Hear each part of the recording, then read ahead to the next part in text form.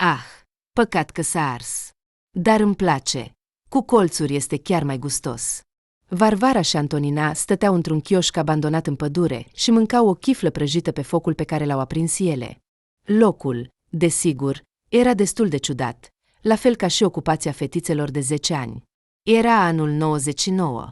Și deși în acea vreme era foarte populară expresia "chibriturile nu sunt jucării pentru copii", cu 30 de minute înainte de acest eveniment neobișnuit, lucrurile s-au desfășurat astfel. La început, fetele au reușit să o convingă pe vânzătoarea din cel mai apropiat magazin să le vândă chibrituri. "E pentru tata. El fumează." Deschizând ochii, Varvara a încercat să se uite sincer la vânzătoare. Aceasta le-a privit cu suspiciune, dar le-a vândut acest lucru atât de important pentru foc. "Atunci adăugați și o copeică," a spus ea. "Ah, am cheltuit o întreagă copeică," a suspinat apoi rațional Antonina. "Ei bine, nu-i nimic. Mama are ziua de naștere sâmbătă. Vom mai câștiga bani," a încurajat-o pe prietenă Varvara, care nu se lăsa descurajată. "Dar vorbea șampanie sau vin?" "Nu știu." "Probabil," a ridicat din numeri fetița. "Dar asta nu e important. Vom vedea.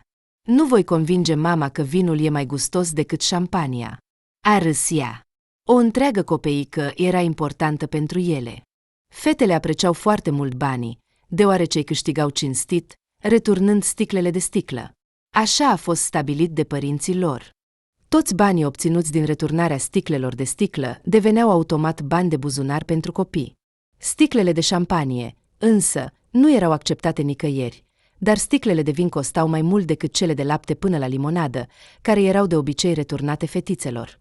De aceea, Varvara și Antonina sperau că după sărbătoarea de familie vor obține sticlele potrivite, ceea ce înseamnă că vor avea ocazia să câștige. Dar până atunci voiau să se bucure de bogăția lor actuală. Așa că au cumpărat în magazin doar 2 chifle ieftine și s-au îndreptat spre locul lor secret din pădure. "Trebuie să ne grăbim, altfel, până aprindem focul, până prăjim, întârziem la școală," o împingea prietena Antonina. "Aha, hai să alergăm." A prins-o pe Antonina. Și-au alergat în goană spre punctul dorit. Zona lor era nouă, construită cu câțiva ani în urmă la marginea orașului.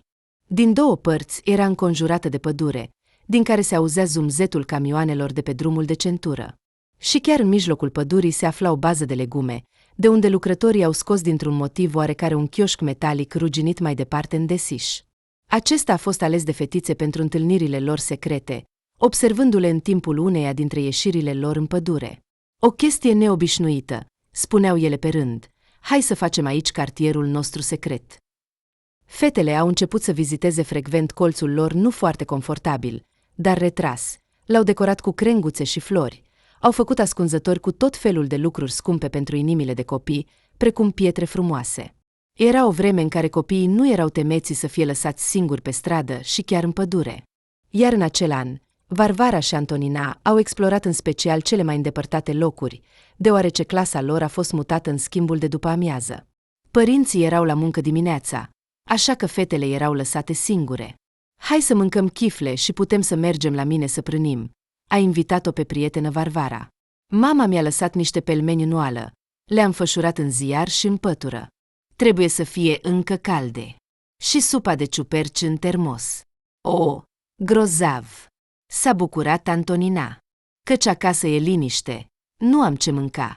Și am luat uniforma școlară cu mine, pentru orice eventualitate, dacă ne oprim aici. Să nu se șifoneze," s-a îngrijorat Varvara. "Mama mă învață că totul trebuie să fie ordonat și călcat." "Ei bine, am încercat să pun totul ordonat." Antonina a ridicat din numeri. Fetele erau destul de diferite ca caracter. Antonina, deși avea o abordare mai ponderată față de viață, era responsabilă și disciplinată, se comporta destul de neglijent cu unele lucruri cotidiene, inclusiv cu hainele. Iar Varvara, care părea să fie supusă, bâlândă, uneori chiar puțin ușuratică, se îngrija foarte mult de modul în care arăta, cât de curat era casa, dacă vasele erau spălate și îi plăcea foarte mult să gătească. "Dacă tot vorbim despre mâncare, când mă voi căsători," visa ea acum, stând în chioșc, "voi sta acasă și voi putea găti tot felul de bunătăți." "Ce spui?" s-a uitat la prietena Antonina. "Dar facultatea, dar munca, să stai acasă, e plictisitor. Dar mama mea a trăit așa mulți ani. Nu s-a plictisit. Acum a trebuit să iasă la muncă, căci salariul tatălui era mic. Nu știu, a întins Antonina. Nu mă gândesc să mă căsătoresc repede. Mai întâi voi termina facultatea, voi deveni doctor, mă voi angaja. Și apoi voi putea să-mi fac o familie, copii. A concluzionat fetița cu rațiune, mai în vârstă decât vârsta ei. Dacă ar fi știut cum le vor întoarce soarta peste mai mult de un deceniu. Dar până atunci, prietenele stăteau în pădure, bucurându-se de soarele de toamnă, mestecând chiflele și împărtășind visele lor. Ai văzut cum se uită Dima la mine? O împingea Antonina pe Varvara cu cotul, încercând să nu se uite la băiatul care o interesa. Au trecut 7 ani, fetele s-au transformat în tinere și acum își luau rămas bun de la școala lor la balul de absolvire. Varvara a fost o elevă constant bună în toți acești ani, cu astfel de rezultate a terminat școala. Iar Antonina mergea spre medalia de aur, dar a ratat puțin. În ultimul an a adunat note de 4 și a terminat și ea ca o bună elevă. Cauza a fost pasiunea ei secretă pentru același Dima, care acum îi arunca privirea trăgătoare. Văd, se uită în direcția noastră. Da, a confirmat Varvara, încercând să-și reprime oftatul de dezamăgire.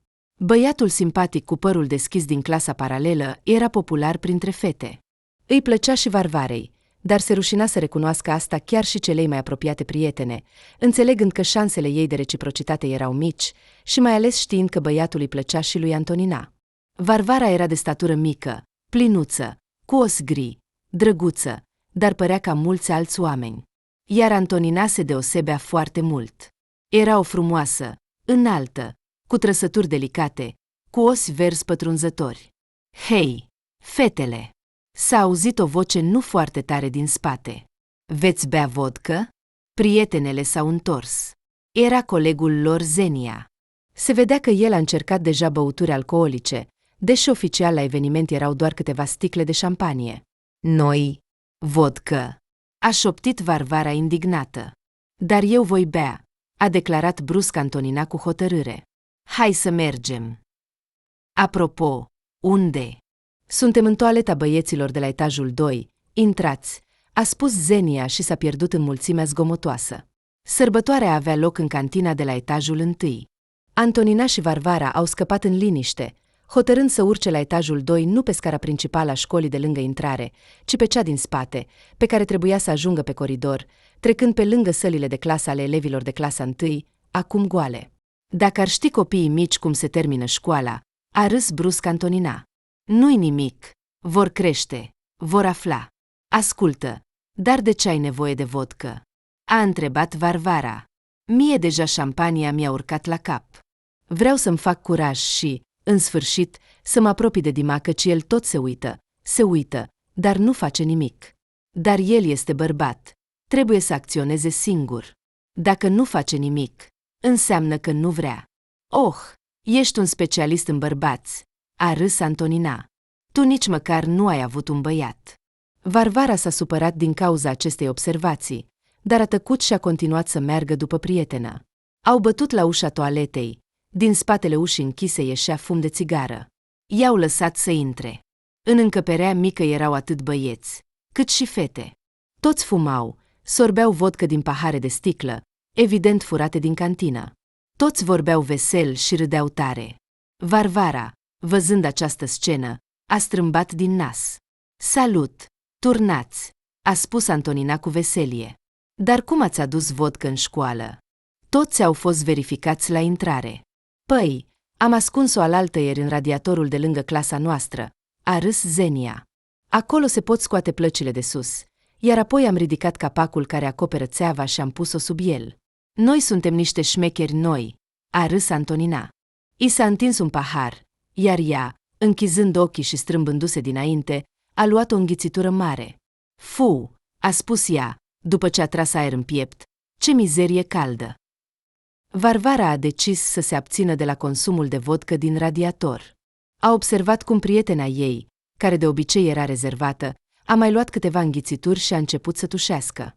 Fata s-a sprijinit de perete, iar Varvara a prins-o foarte la timp, pentru că Antonina a început să se clatine, picioarele ei evident nu o mai susțineau. Hai să mergem acasă, a propus Zenia. Te voi însoți. Nu, a răspuns Antonina cu limba legată. Vreau să vorbesc cu Dima, ajută-mă să ajung. Oh, Doamne, a oftat Zenia, dar s-a supus și a luat-o pe prietenă de braț și a dus-o la etajul întâi. Dintr-o dată s-a dovedit că Dima cu compania lui stătea jos pe acea scară laterală pe care mergeau. Antonina, văzându-le, s-a umplut de un zâmbet beat, dar nu a putut să scoată niciun cuvânt. Oh, iată și frumoasa mea, a spus Dima cu o voce evident neagră. Mulțumesc, acum ne descurcăm singuri. Și a luat-o pe Antonina de la Varvara, care se uita nedumerită, și a dus-o pe coridor în direcția opusă de la cantină. Fata nu a găsit ce să spună. Oh, nu pot să o las pe ea beată cu el. Își dădea seama, dar apoi s-a gândit. Dar cum o voi lua? Va rezista. Ea însă și l-a căutat. Sau să merg să o caut? Varvara a ezitat câteva minute, dar a înțeles că ar fi ciudat să stea tăcut, înconjurată de băieți beți, și a decis să meargă acasă. A ieșit din școală, a respirat aerul de iunie, deși cald, dar mai proaspăt decât în cantina sufocantă și cu atât mai mult în toaleta fumegândă, și a început să meargă acasă, pentru că deja era foarte somn. Bună dimineața! A dormit Antonina? A sunat ea dimineața acasă la prietenă. Mama ei a răspuns. Da, doarme, ca o grăunță de grâu, a râs femeia. Și ce ați făcut voi noaptea? Am venit dimineața și am căzut în pat. Păi, ca toată lumea, a murmurat Varvara, neștiind ce să răspundă, căci nu fusese cu Antonina. Înțeleg totul, continua să zâmbiască mama lui Antonina. Am întâmpinat răsăritul. Așa este tradiția. Eu însă mi-am fost școlăriță, deși a trecut ceva vreme. A spus ea cu o notă de nostalgie. Ei bine, da, a spus Varvara cu vocea stinsă. Te rog, transmite-i lui Antonina să mă sune neapărat când se trezește. S-a despărțit și a închis. Ce petrecăreață, s-a gândit ea, zâmbind. Nu cumva a petrecut toată noaptea cu Dima? Nu pare a fi Antonina, dar bine, se va trezi, voi afla totul de la ea. Dar a reușit să vorbească cu prietena ei abia după o săptămână, pentru că Antonina aproape că dispăruse. Nu a sunat, apărea rar acasă și nici măcar nu venea să doarmă. Mama ei, confuză, a sunat-o pe Varvara, dar aceasta a răspuns cinstit că nu știe nimic. Salut! Într-o zi, în sfârșit, s-a auzit vocea lui Antonina la telefon. Ce mai faci, tânără? Cum e cu tine? A exclamat Varvara. Credeam că te pregătești pentru examene la facultate, iar tu umbli pe nu știu unde. De ce nu știu? Sunt cu Dima, de obicei ne întâlnim acasă la el. Uneori mergem pe la prieteni. Și ce faceți cu rațele? Mama ta se îngrijorează, iar eu nu știu ce să-i spun. Păi, ce facem? A răspuns Antonina cu o voce miorlăită. Draga mea, tu încă nu știi ce fac oamenii mari împreună. Antonina, pur și simplu nu te recunosc, a spus Varvara cu uimire. Aveai cu totul alte planuri. Totul curge, totul se schimbă, dragă. Bine, mă grăbesc. Ne auzim mai târziu. Și Antonina a închis.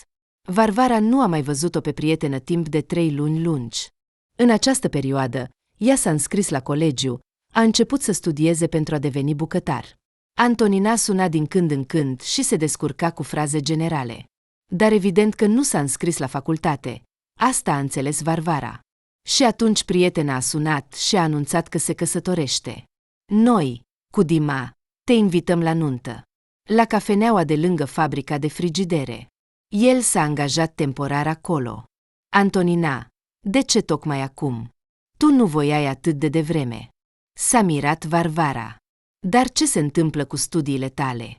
Totul va aștepta. Pur și simplu sunt însărcinată, a răspuns prietena. Dar tu nu planificai. A spus doar Varvara. Așa s-a întâmplat. Noi, cu Dima, ne iubim. Oricum ne-am fi căsătorit și am fi avut copii. Se pare că vom începe viața de familie puțin mai devreme.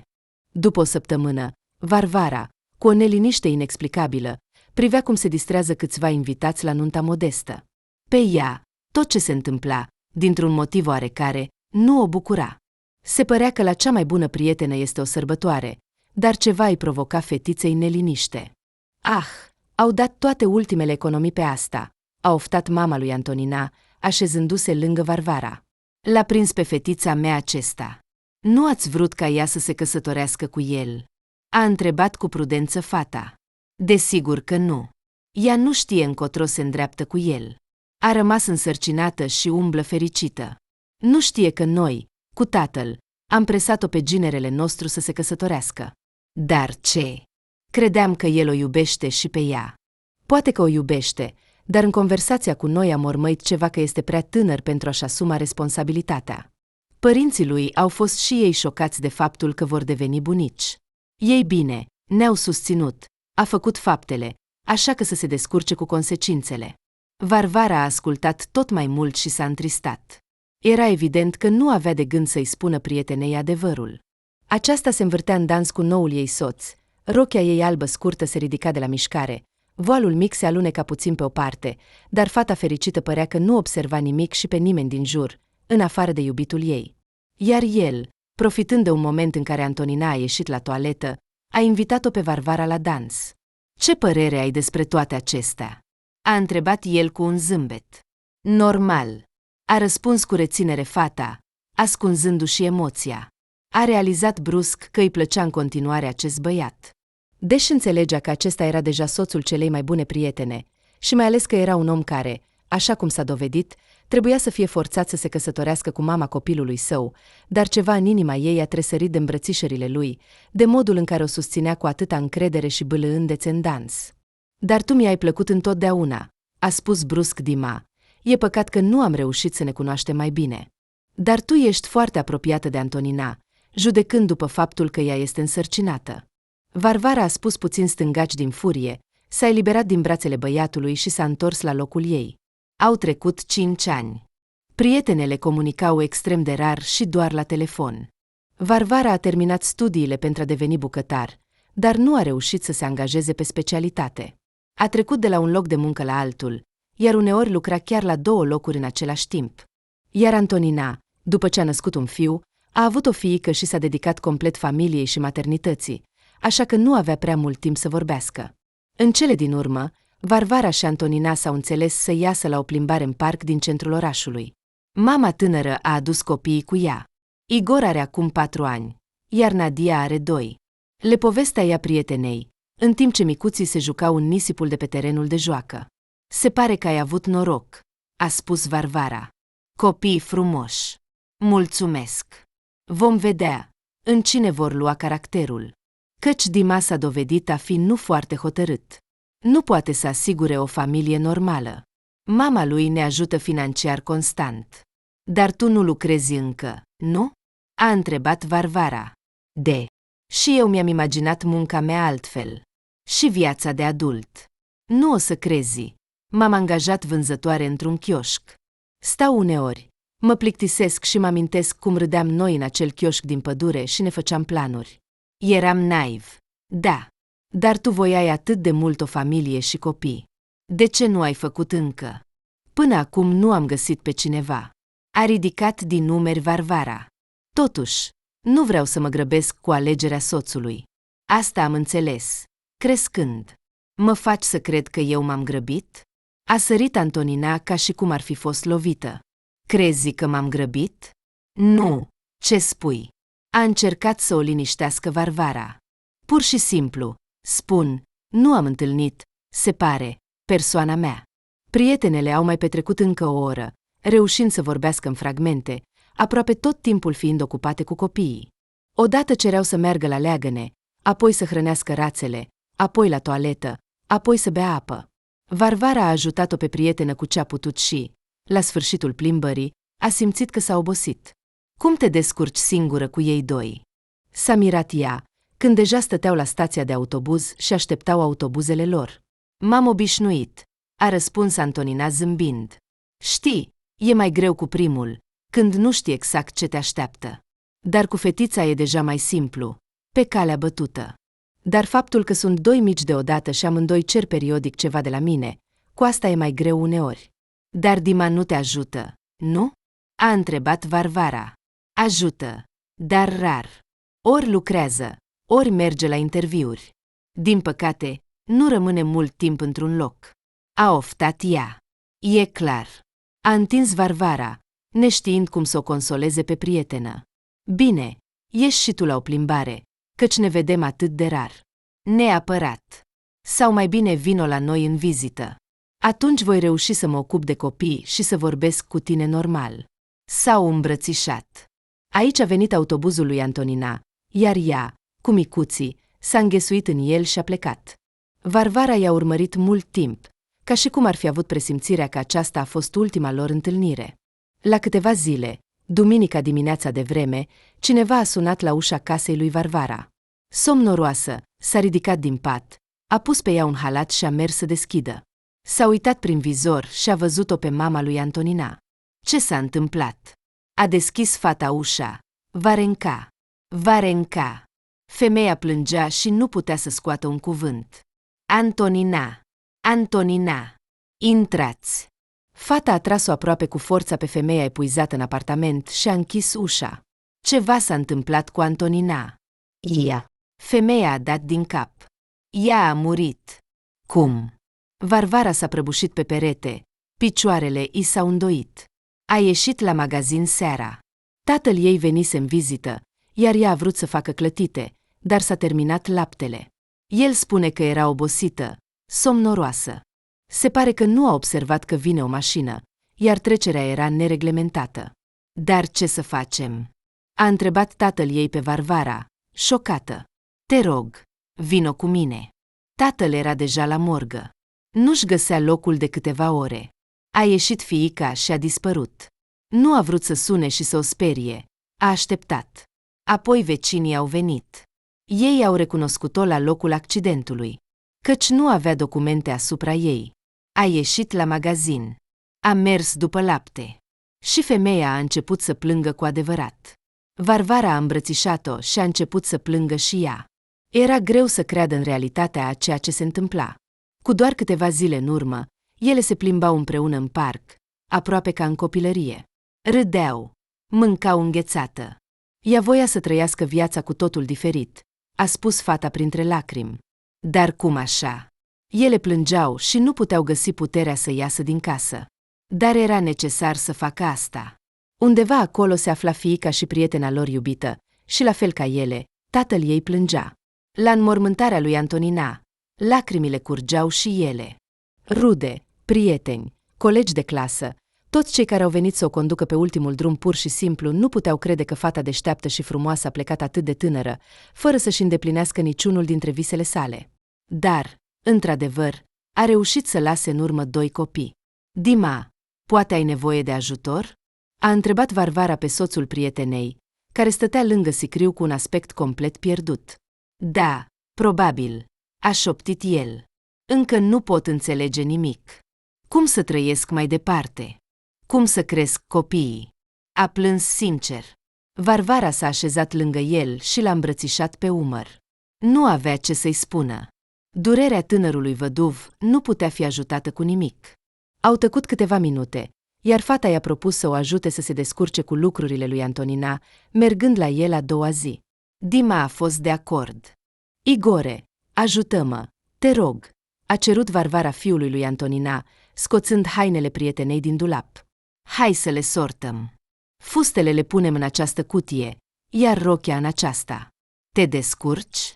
Micul Igor a dat din cap cu încredere, iar ei au început să sorteze. Nadia a adormit după amiază și nu l-a distrat pe Igor. Igor nu a vrut să doarmă și se învârtea în jurul Varvarei, uneori apropiindu-se de ea. Îi lipsește mama, s-a gândit Varvara. Se vedea că era un băiat afectuos. Ce se va face acum?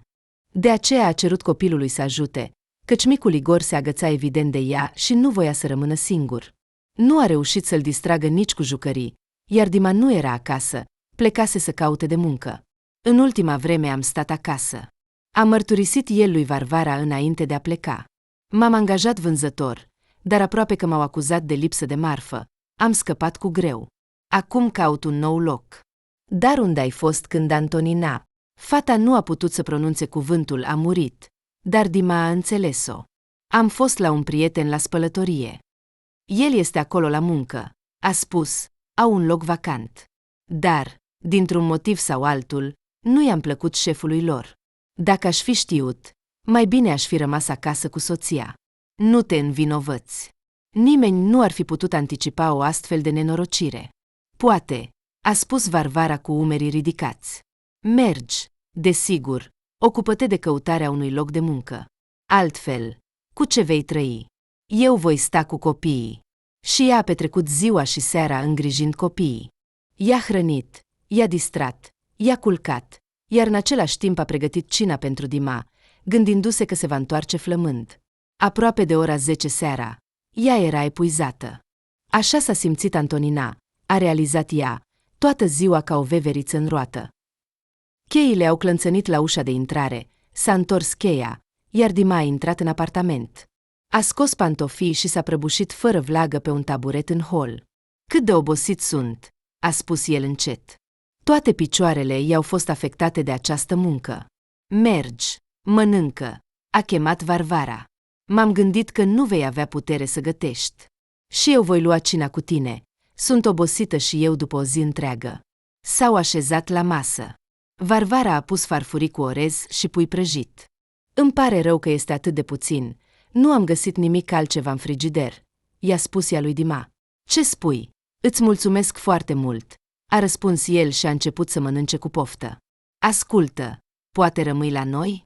A întrebat el după câteva minute, înghițind tot ce era pe farfurie. E deja târziu. Mă voi întoarce acasă, a răspuns Varvara, aducându-și mâna la gură, acoperindu-și o iaun. Deși, iată, îți spun, rămâi. Bărbatul nu a putut să-și stăpânească zâmbetul. În sufragerie îți voi întinde un pat pe canapea. Sau poți să-ți întinzi singură. Lenjeria este în dulap în dormitor. Poți să iei, nu te sfi. El a făcut un gest cu mâna, iar eu voi merge să mă clătesc sub duș. Dima a plecat, iar Varvara, simțindu-se puțin stânjenită, a intrat în dormitorul conjugal. A despacheta hainele a fost un lucru, dar a scoate lenjeria, gândindu-se că nu cu mult timp în urmă Antonina făcea același lucru, pregătindu-se să se odihnească după o zi obositoare, era altceva. A luat o cearșaf, apoi o pernă de pe pat, pe care a pus o față de pernă proaspătă, iar pentru a se acoperi a decis să folosească o pătură. Apoi Varvara a întins asta pe canapea în sufragerie, s-a întins și nu a observat cum Dima, ieșind din baie, s-a oprit lângă ea și a privit-o mult timp. Varvara, unde este pașaportul meu? A întrebat Dima, soția somnoroasă, duminica dimineața. Au trecut 6 ani, iar Varvara nu putea explica cum s-a căsătorit cu Dima, totul s-a desfășurat încet. Nu se poate spune că a fost o poveste de dragoste pasională. Pur și simplu Varvara a simțit mai întâi o mare compasiune pentru durerea tânărului văduv, simțind că trebuie să ajute copiii prietenei sale. Și cumva a ajuns să petreacă mai mult timp cu familia Antoninei decât acasă. Copiii au îndrăgit-o. De îndată ce s-au căsătorit cu Dima, ea i-a adoptat oficial. Acum Igor avea 10 ani, iar Nadia 8. De ce ai nevoie de pașaport? A întrebat Varvara pe Dima. Merg să mă angajez. Au cerut datele pașaportului pentru contract. La ce muncă duminica? Noi ne pregăteam să mergem la tata meu la aniversare. Mă angajez la un centru comercial. Acolo sunt weekenduri, exact cele mai multe vânzări. Mă iau la un punct unde se vând Adidas. Clar, a suspinat Varvara. Bine, voi merge eu cu copiii în vizită. Pașaportul ar trebui să fie în noptier în sufragerie, lângă fereastră. Dar tu ai insistat că ți este greu să întreții copiii singură. Am găsit ce am putut. A murmurat Dima și a plecat în cealaltă cameră. Pe Varvara o bucura că soțul a găsit o nouă muncă, dar pe de altă parte, era din nou un loc unde Dima își încerca norocul. Nu a rămas niciodată mult timp într-un loc, pleca chiar și de la locuri bune, iar noul loc de muncă îl căuta doar când soția începea să-i reamintească cu bâlâândețe, dar regulat, că nu sunt milionari. La acel moment, ea se angajase ca bucătar într-o mică cafenea și lucra acolo și ca spălătoreasă. Mama! A intrat Nadia în dormitor. Bună dimineața! Oare când vom merge la bunicul? Fata o numea cu încredere pe Varvara mama, iar pe părinții ei bunica și bunicul. Fratele ei o numea pe femeie mătușa Varvara. Aceasta își explica pentru sine că fata era prea mică când mama ei a murit, aproape că nu o mai ținea minte. iar Igor avea mult mai multe amintiri, așa că nu putea să o numească pe altcineva mama. Da, draga mea, ne așteaptă la prânz. Varvara s-a așezat pe pat, a tras-o pe fetiță la ea și a îmbrățișat-o cu bâlândețe. Până atunci, să ne spălăm și să luăm micul dejun. Hai, cine ajunge mai repede la baie? Nadia a râs și a fugit. Varvara a pus un halat pe ea și a mers după ea. Pe drum a aruncat o privire în camera copiilor, unde Igor dormea încă. A decis să-l lase pe băiat să mai doarmă puțin, în timp ce ele două se vor spăla. Dar acesta a auzit cum a intrat și a deschis ochii. Trebuie să mă ridic deja? S-a întins și a zâmbit. Da, poți să te pregătești încet. În jumătate de oră vom lua micul dejun. S-a spălat, a făcut omletă și ceai, iar în curând întreaga familie stătea la masă și savura micul dejun. Dima s-a grăbit imediat la centrul său comercial, iar Varvara s-a apucat de curățenie. Apoi a călcat hainele copiilor pentru sărbătoare, pantaloni gri și o vestă pentru Igor, o rochiță albastră pentru Nadia. A venit timpul prânzului și era timpul să iasă. Din fericire, părinții Varvarei locuiau la 15 minute distanță de ei. Au ajuns la timp și s-au așezat imediat la masa din sufragerie. Tatăl Varvarei nu a dorit să aibă o sărbătoare extravagantă, iar dintre invitați, în afară de ea și copii, erau doar cei mai apropiați rude. Fratele tatălui cu soția și fratele mamei cu soția. Pe sub picioare se învârtea cățelul părinților, un câine amestecat pe numerul sa. Ei bine, Colia, sănătatea ta? A ridicat primul toast fratele tatălui, Semaion. La 50 de ani, viața abia începe. Mulțumesc, dragă. A zâmbit Nicolai mulțumit. Și haideți, băieți, fără ceremonii, suntem toți ai noștri, cum se spune. Dragă bunicule. A luat cuvântul Igor spre deosebire de Varvara. Nicolai l-a recunoscut imediat ca membru al familiei. Îți doresc să mai trăiești încă 50 de ani. Mulțumesc, voi încerca să îndeplinesc porunca, a răspuns vesel Nicolai. El evita să-l numească pe băiat nepot, la fel ca și mama Varvarei. Olga, iată că acum, cerând fiicei să o ajute să aducă din bucătărie o rață umplută la cuptor, a început să cânte melodia obișnuită din ultima vreme. Mă mir de ce nu-ți faci copii ai tăi, ci crești pe ai altora, a spus femeia, strângându-și buzele. Mama, nu începe, totuși este o sărbătoare. Hai să nu ne certăm, mai ales că ai spus asta de mai multe ori. Nu mă cert, doar că ceasurile proverbială ticăie, iar eu vreau nepoți. Dar cu ce nu te-au mulțumit Igor și Nadia? Nepoți gata, deja mari, nu trebuie să te ocupi de scutece. Pentru că ei nu sunt de sânge, a exclamat mama. De ce ai luat o astfel de povară asupra ta? Bunico, te pot ajuta? În acel moment, Nadia a intrat în bucătărie însoțită de cățel, care cu un interes evident inspira aromele care domneau în bucătărie. Ne descurcăm singuri, a murmurat Olga. Draga mea, mulțumesc pentru ofertă, a încercat Varvara să atenueze asprimea mamei. Ia aceste șervețele de hârtie și du-le invitaților. Iar rața o vom aduce noi, este grea. Varvara se întreba dacă fetița a auzit replica mamei despre povară.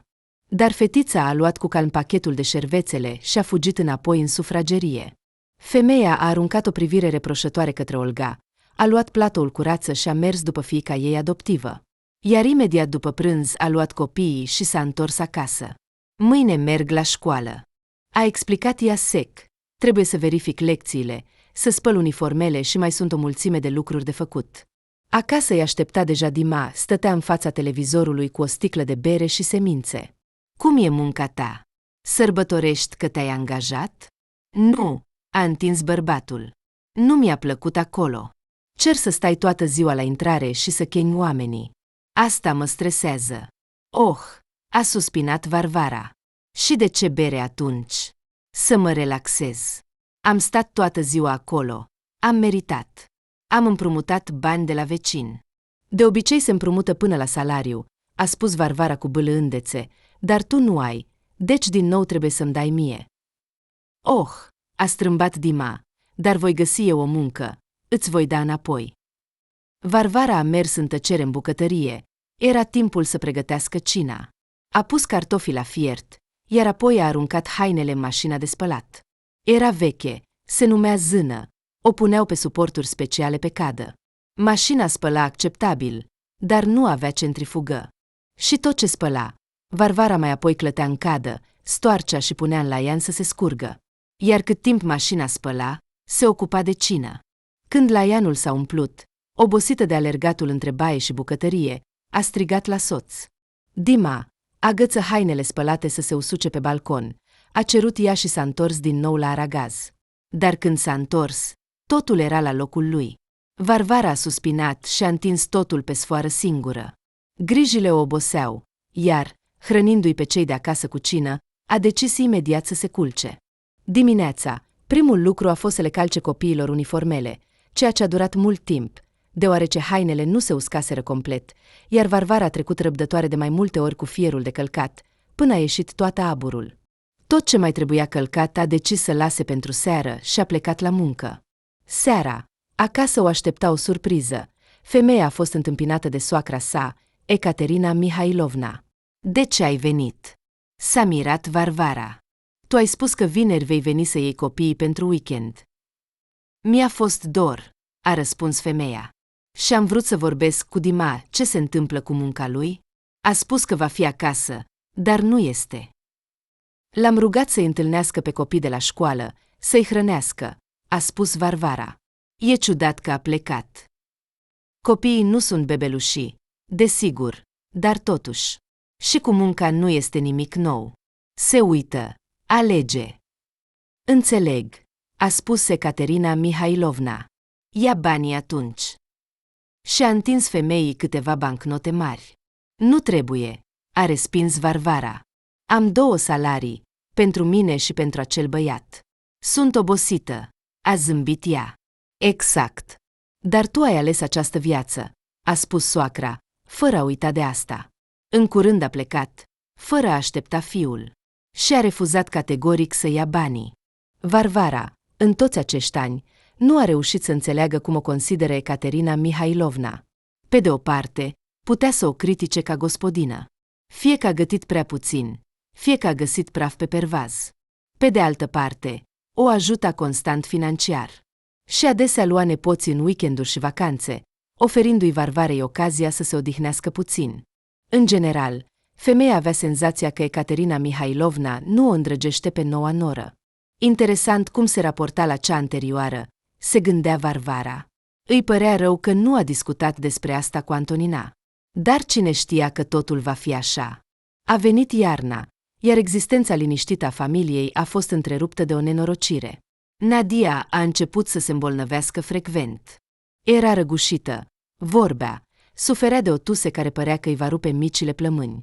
Fetița avea fluctuații bruște ale temperaturii corpului. Varvara aproape că s-a mutat în policlinica din cartier cu fetița, iar pediatrul era la ei acasă, atât de des o chemau. Femeia a fost nevoită să ia constant concediu medical pentru a avea grijă de copil.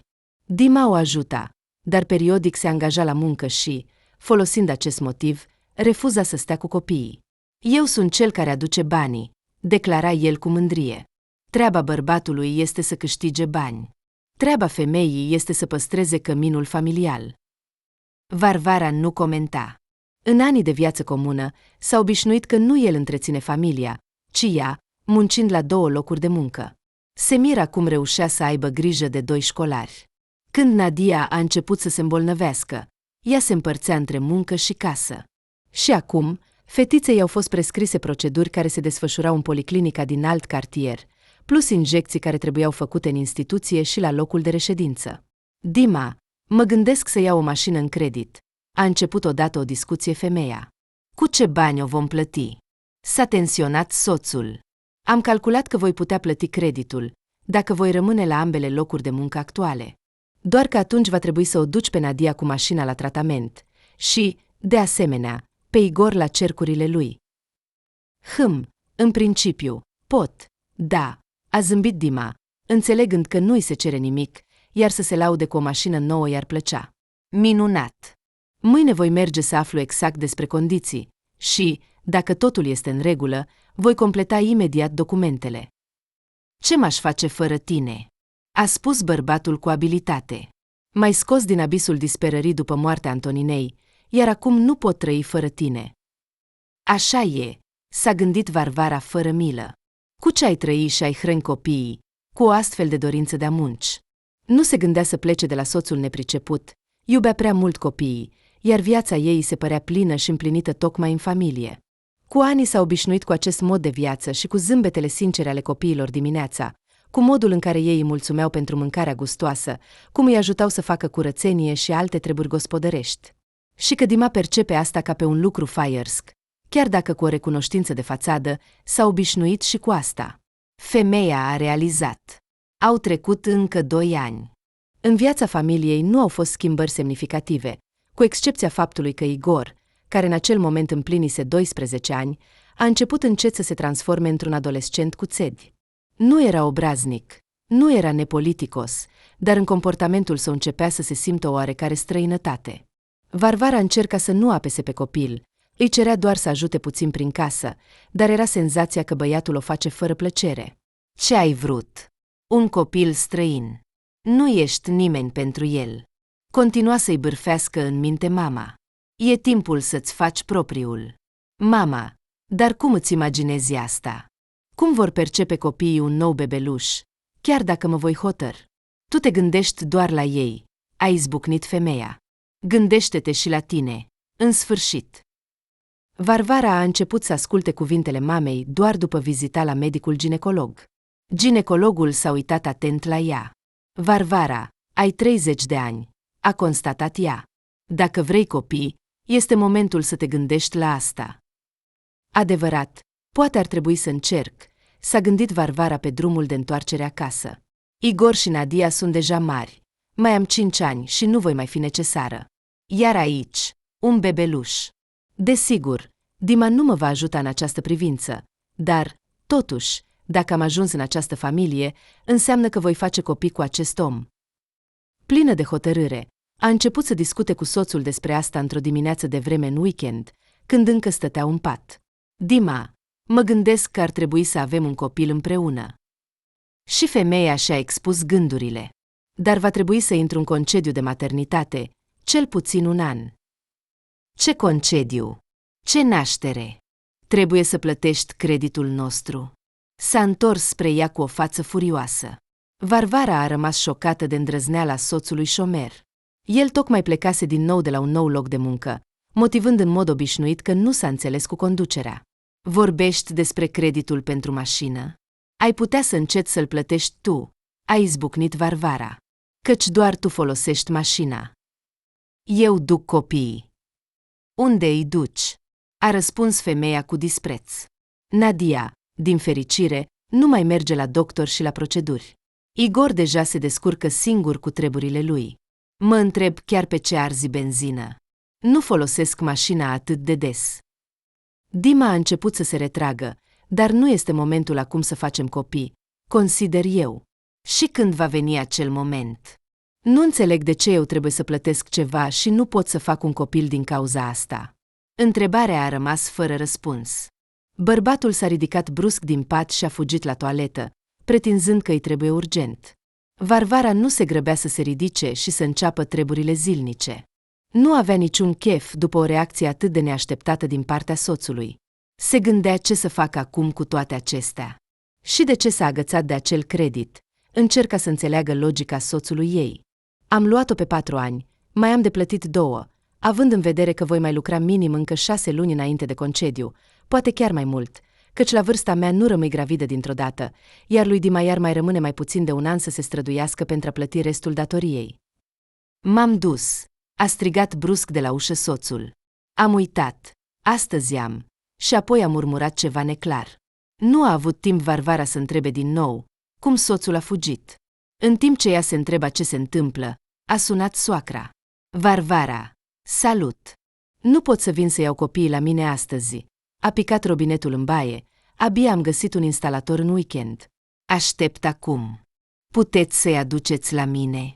Oh, Ecaterina Mihailovna, Dima a plecat undeva, a răspuns Varvara, omisând detaliile. Sunt fără mașină. Poate că totuși pot să vii seara? În orice moment, chiar dacă va fi târziu. Am înțeles. Bine, voi încerca atunci seara. Varvara s-a forțat să se ocupe de curățenie și gătit, cu activitățile ei obișnuite, în weekend. Nu a observat cum a trecut ziua. Seara, femeia a mers la magazin să cumpere prăjituri. Igor și Nadia plecaseră să se joace cu câteva ore în urmă, așa că nu putea să le ceară să fugă după produse de patiserie. Iar între ea și soacra ei era o tradiție. Când aceasta venea să-și ia nepoții, toți se așezau la masă, beau ceai cu ceva dulce și discutau despre săptămâna care a trecut. Acum Varvara a ales câte 2 prăjituri pentru fiecare, a plătit și le-a dus cu grijă acasă. Și deodată, cu uimire, a văzut că ușa apartamentului nu era închisă. Oh, copii, câteodată v-am rugat. Verificați dacă ați închis ușa. Cu un ușor disconfort, s-a gândit că s-au întors copiii de la plimbare. Tu ți-ai ales singur soția, a auzit deodată vocea Ecaterinei Mihailovna. Și ce să fac acum? A răspuns indignat Dima. Varvara a închis ușa, încercând să pășească cât mai ușor, a făcut câțiva pași spre sufragerie, de unde se auzea conversația. Nu-i plăcea să asculte pe furș, dar era vorba despre ea, așa că a decis să aștepte câteva minute înainte de a-și anunța prezența. Trebuie să răspunzi pentru acțiunile tale, a spus soacra, la fel de indignată. Dar nu mai pot trăi așa. Ascultă, tu, Varvara, trebuie să-i săruți picioarele pentru că ea îți crește 2 copii. Și ce prostie ai inventat cu creditul care te împiedică să ai un copil cu ea? Iată, ce surpriză, s-a gândit Varvara. Credeam că nu-i pasă de mine, dar se pare că este de partea mea. A fost o surpriză completă pentru Varvara să afle că Ecaterina Mihailovna își ceartă fiul nepriceput, așa că a decis să mă aștepte puțin, poate măcar cuvintele mamei îl vor face pe soț să se răzgândească. Bine, mamă, îți voi spune sincer, nu vreau copii din cauza unor credite, pur și simplu am o femeie iubită de câțiva ani. Ce? A exclamat soacra. De unde ai luat-o? Da, am dus-o odată cu mașina. Am început să vorbim. S-a dovedit că și ea a învățat la școala noastră, doar că cu câteva clase mai mică. O cheamă Ania, are și o soră geamănă. Varvara, ascultând cu groază dialogul lor, a realizat brusc că știe despre cine este vorba. Aceste surori proveneau dintr-o familie foarte defavorizată și se comportau destul de promiscu încă din adolescență. Se plimbau cu băieți mai mari, beau, fumau. Nu cumva Dima m-a schimbat pe mine cu așa ceva? A realizat ea. O valvă de supărare și furie a cuprins-o. A intrat în cameră și, sufocându-se, l-a privit în tăcere pe soț. Acesta s-a speriat la început, dar apoi pe fața lui a apărut o expresie de ușurare. Știi, sunt bucuros că ai auzit tot. În sfârșit, totul se va termina. Ce tot? A spus Varvara. Am făcut atât de multe pentru tine. Nu a reușit să termine fraza și a început să plângă. Dima, cereți scuze acum și să uităm această conversație, a spus Ecaterina Mihailovna cu un ton autoritar. Nu am de gând să uit nimic, a murmurat el. Nu mai pot suporta o astfel de viață. Minunat, a spus Varvara. Și eu vreau divorț. Nu vreau să mai trăiesc așa. Doamne, cum am putut să cresc un astfel de idiot, a suspinat soacra. Și acesta se distra în aceeași mașină pentru care plătesc creditul. În sfârșit, Varvara a realizat. Aceasta este mașina mea. Este pe numele meu. Fac ce vreau cu ea. Dar eu plătesc banii pentru ea. Și ce? Ascultă, îți voi returna banii mai târziu. La aceste cuvinte, Dima și Varvara au râs isteric. Desigur, tu ești furnizorul și cel care aduce banii. Prin râs, ea a spus, ce râzi? Da, și eu pot să râd acum. În sfârșit, voi fi fericită și liberă. Și, apropo, copiii nu te vor mai vedea. Ce vrei să spui? S-a mirat femeia. Tu nu ești mama lor biologică, nimeni nu-i va lăsa cu tine. Vom vedea ce va spune instanța. A spus Varvara cu calm. Eu sunt tutorele lor oficial, i-am crescut și continui să-i întrețin. Ce pot să le oferi? O familie adevărată, a spus cu aroganță Dima, cu o nouă mamă vitregă de pe stradă. Și bărbatul s-a îndreptat spre femeie, strângând pumnii. Stai puțin, a strigat Ecaterina Mihailovna. Se pare că ai uitat că eu sunt aici și nu am de gând să te apăr. Instanța, care a avut loc curând, a stat de partea Varvarei. În primul rând, bunurile și datoriile au fost împărțite pe jumătate, ceea ce a fost deja o surpriză pentru soțul neglijent. În al doilea rând, copiii, care aveau deja mai mult de 10 ani, au adus și ei un plus de argumente, iar instanța ia în considerare opinia lor în astfel de cazuri, în ceea ce privește cu cine vor locui. Eu rămân mama, a declarat cu încredere Nadia. Igor, un adolescent retras, care părea că nu este interesat de nimic din jur, a arătat brusc minuni de oratorie. Tata a participat foarte puțin la educația noastră, a spus el judecătorului cu o voce puțin tremurândă. Cât mă știu, mama a fost mereu lângă noi. S-a împiedicat puțin la acest cuvânt, deoarece a numit-o pentru prima dată pe Varvara așa. Mama, a repetat el deja mai încrezător, m-a consolat când eram trist, a avut grijă de mine când eram bolnav și gătește foarte bine. La final, a terminat cu lacrimi în ochi. Varvara, care a ascultat asta, a început și ea să plângă. A trecut încă un an. Într-o zi călduroasă de iulie, ea a dus copiii la țară la părinții ei. Copiii erau în vacanță, iar Varvara a luat 2 săptămâni de concediu. Până la acel moment, ea lucra deja într-un restaurant solid, cu un salariu foarte bun. În plus, Igor a început să o ajute financiar, lucrând ca curier toată luna iunie. Mama, asta e pentru tine, a spus el cu mândrie, cumpărându-i Varvarei un buchet de bujori din prima lui leafă. M-am gândit să-ți cumpăr și parfum. Așa au făcut mulți dintre cunoscuții mei care lucrează deja. Dar am decis că mai bine îți dau banii, pentru toată familia noastră. Iar tu te vei descurca, știind ce trebuie.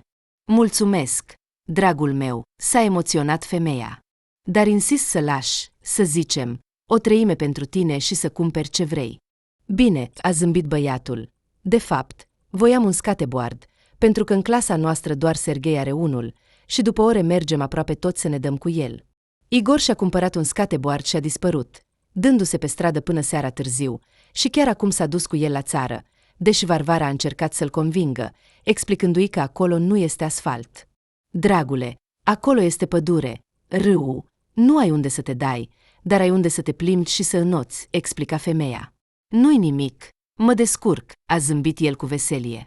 Varvara a cedat și acum arătau amuzant, mergând de la tren spre casă prin pădure cu sacoșe, coșuri și skateboard. Când au ajuns la căsuță, părinții femeii le-au propus să meargă la râu. Te-am așteptat doar pe voi, ca să mergem împreună, a spus Nicolai. De dimineață, ei au muncit în grădină, au transpirat mult și acum își doreau să se răcorească în apa rece. Toți au fost de acord cu propunerea și, după ce au băut ceai cu sandvișuri pe fugă, s-au îndreptat spre râu. În fața zgomotoasei companii, alergând, era cățelușa Rusia, care în mod evident înțelegea că o așteaptă o mare distracție înconjurată de mulți oameni dragi. Rusia, să aruncăm o minge? A strigat Igor, care iubea foarte mult să se joace cu câinele în jocuri active. Și apoi te învăț să te dai cu skateboardul. O să-ți placă. Deja am progresat. Măcar la râu nu ai adus skateboardul tău. A râs Varvara. Apa a apărut în față. Nadia a alergat acolo împreună cu fratele ei și câinele. Adulții au întârziat puțin. Aveau ce discuta. Cum e, Dima? A întrebat Olga sec. Ajută măcar puțin copiii? Nu, mamă, plătește cumva creditul, dar nu le dă niciun ban. Știu că locuiește la un prieten. Acolo Adam s-a debarasat de el, când a înțeles că nu poate lua bani de la el. Și mașina, se spune, s-a stricat, iar pentru reparații nu are bani, are muncă constantă, dar nu găsește nimic. A rămas cu oala spartă, se pare-ți, a constatat Nicolai. Da, dar soacra mă ajută foarte mult. A adăugat Varvara, îmi dă bani din pensie, ia copiii la ea și vine la noi. Dar ei nu mai au nevoie de o supraveghere specială. Totuși, uite, Igor deja lucrează, a crescut complet. Da, bravo, băiatule, a remarcat Nicolai. Bine, hai să ne spălăm, în sfârșit. Ajunseseră deja la mal, iar acum s-au dezbrăcat și au intrat cu bucurie în apă, unde copiii se jucau deja cu câinele. Aruncau mingea, iar câinele înota, o prindea și o aducea înapoi. Rusia se învârtea în jurul lui Igor, dar, văzându-le pe Nicolai, a alergat spre el, stropind apa. Așa, Igor, nu arunci mingea prea departe de mal, a spus bărbatul. Înnoată bine. Hai să-ți arăt cum se face. A luat avânt și a aruncat mingea cam la mijlocul râului. Cățelușa veselă a sărit după ea. Aproape a ajuns, dar deodată a fost luată de curent și dusă în lateral. Se vedea că animalul era confuz. Câinele încerca să înoate, mai întâi își mișca labele sub apă, iar apoi, în panică, le lovea de suprafață, adoptând o poziție aproape verticală. Dar nu reușea nimic. Doamne, acum se neacă! A strigat Olga și deodată Igor a sărit în râu. Nimeni nu a reușit să-l oprească. Băiatul a înotat repede până la câinele care slăbea, l-a împins spre mal și împreună au ieșit la suprafață. Ajungând la mal, Igor și Rusia au căzut pe nisip pentru a-și reveni. Igor! A strigat Varvara, care își pierduse vocea de la groază. Ești bine? De ce ai făcut asta? Mulțumesc, nepoate, a spus Nicolai, emoționat.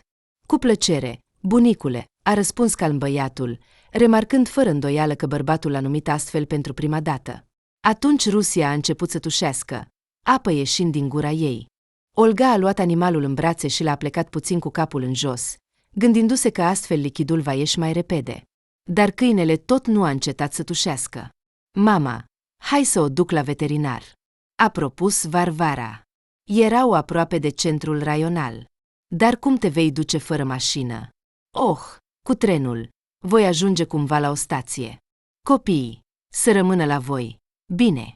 Totuși, am venit să ne odihnim. Iar eu voi merge repede, mă voi consulta și mă voi întoarce. Așa am decis. După o oră, Varvara a coborât din tren și, întrebând trecătorii unde este stația, s-a îndreptat acolo. A intrat într-o clădire albă, neobservată, care semăna cu o fostă magazie. În interior, totul era destul de civilizat.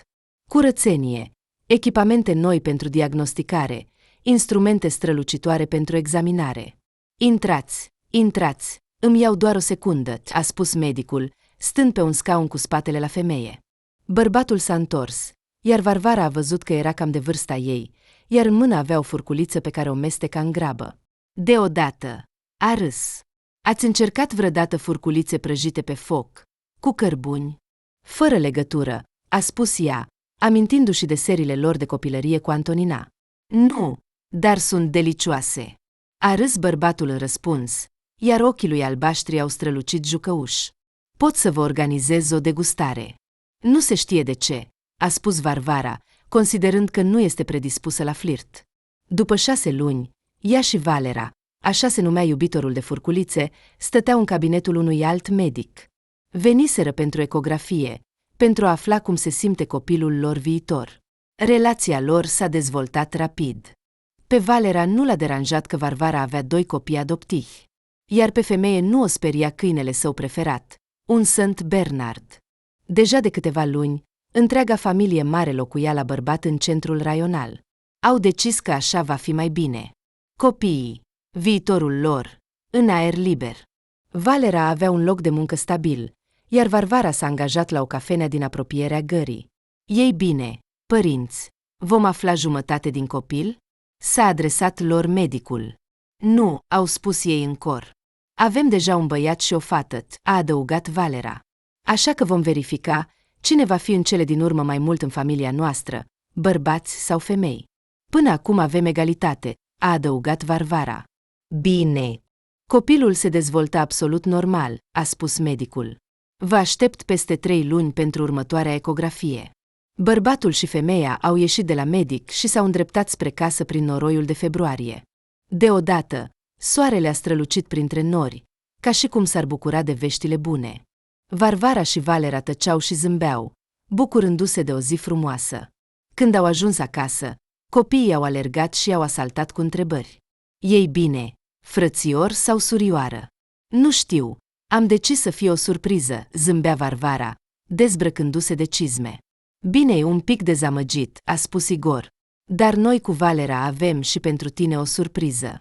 Băiatul a fugit undeva în direcția bucătăriei, a adus ceva și, fără să arate tuturor, i-a dat lui Valera. Mulțumesc, ajutorul meu de încredere, a proclamat acesta. De ce atâta patetism?